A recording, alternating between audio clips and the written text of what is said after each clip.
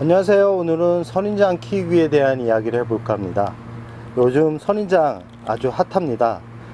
저도 또한 이 다육이를 키우다가 이렇게 꽃이 예쁜 이 선인장을 보니까 있는데도 조금씩 더 구입을 해서 키우고 싶은 욕구가 생기기 시작을 했는데요.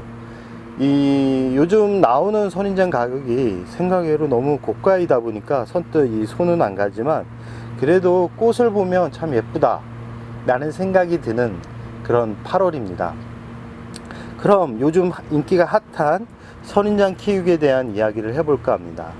선인장은 일반 다육이 식물과는 약간 다른 이 환경에서 키워야 꽃을 더 화려하게 볼 수 있습니다. 많은 분들이 선인장을 키우는 방법을 알고 있을 거라고 생각을 합니다. 선인장은 이 햇살을 아주 좋아합니다. 아주 좋아합니다. 그렇기 때문에 강한 햇살을 많이 보여주어야지만 예쁜 꽃을 오랫동안 볼 수 있습니다. 이 분갈이 흙도 일반 다육이랑 같은 소재로 해서 분갈이를 해 주셔도 되는데, 이 선인장만큼은 이 상토 비율을 그렇게 높게는 해주지 않는 것을 추천드립니다. 그 이유는 왜냐? 이 상토가 이 성장에는 아주 도움이 됩니다. 이 상토 성분이 높을수록 그만큼 이 자구도 많이 태어나고 크기도 쑥쑥 자라기 때문에 많은 분들이 상토의 유혹을 못 버리는 중에 하나인데요. 이 선인장만큼은 그렇게 키우면 결국은 습할 때 이 무너져서 내리는 경우를 많이 보시게 될 겁니다. 이 선인장은 단순하게 빨리 키워야지만 예쁘게 자라는 이런 품종이 아닙니다. 선인장은 오랫동안 천천히 키워야지만 짱짱한 모습을 감상할 수 있습니다. 더구나 무름병으로 빨리 보내는 확률을 줄일 수 있습니다. 아까도 말씀드렸듯이 그래야지만 꽃을 또 화려하게 보기도 합니다.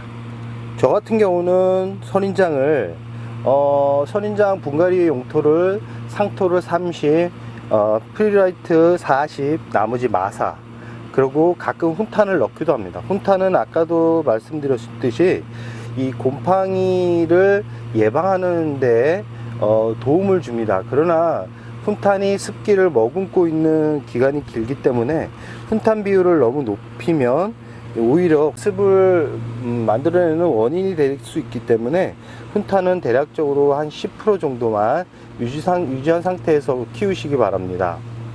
이 선인장은 물을 너무 과도하게 주면 이 뿌리 부분부터 이렇게 물컹하면서 이렇게 무름병이 진행되는 그런 품종입니다.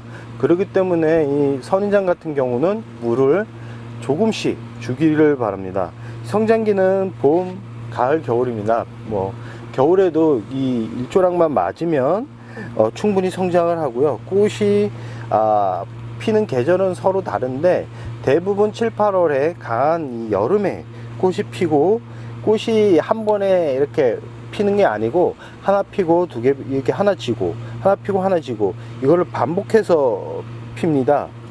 이 선인장 분갈이 할 때 중요한 게 뭐냐면, 오래된 뿌리는 무조건 제거를 해 주시는 게 좋습니다.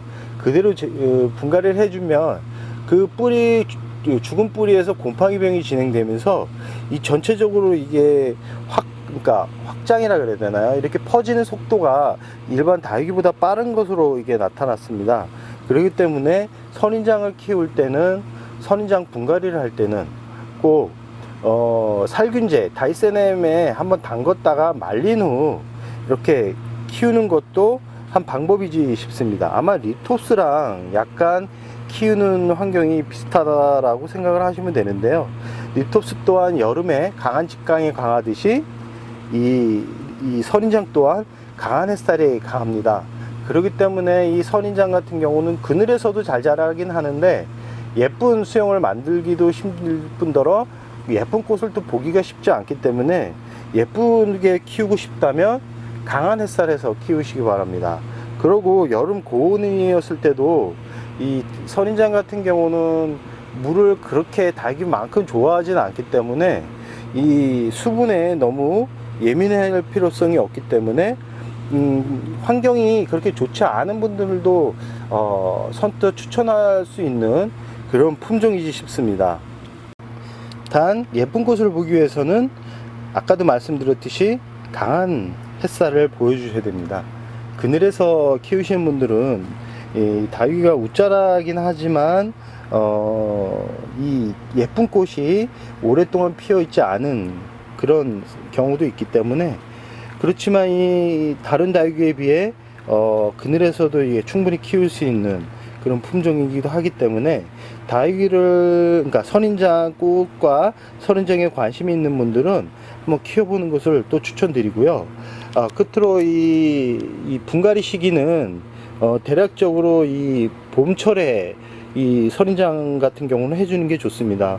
웬만하면 뿌리는 다 제거를 해주고 새 뿌리를 내리는 게 선인장을 오랫동안 키울 수 있는 방법이기도 하고요.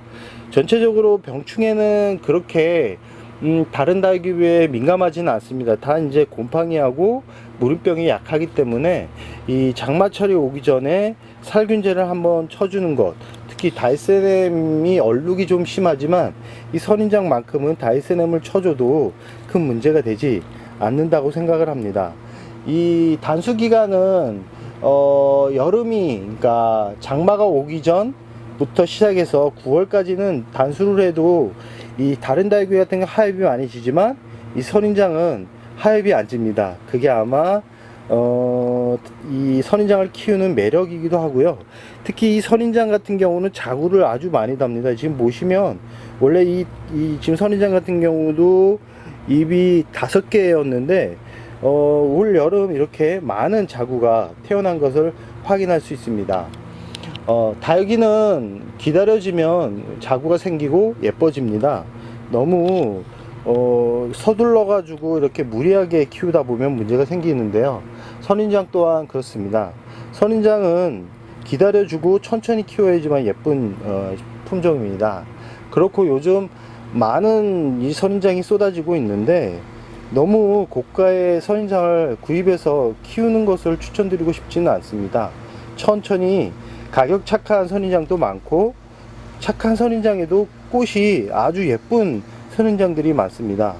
너무 비싼 다육이에 눈이 멀어서 금전적으로 손실을 입지 않는 그런 다육 생활을 하시기 바라며, 이 다육이를 한이태, 그러니까 1년이나 2년 정도는 공부를 좀 하시면서 다육이 눈을 좀 높여가는 것을 추천드리고요.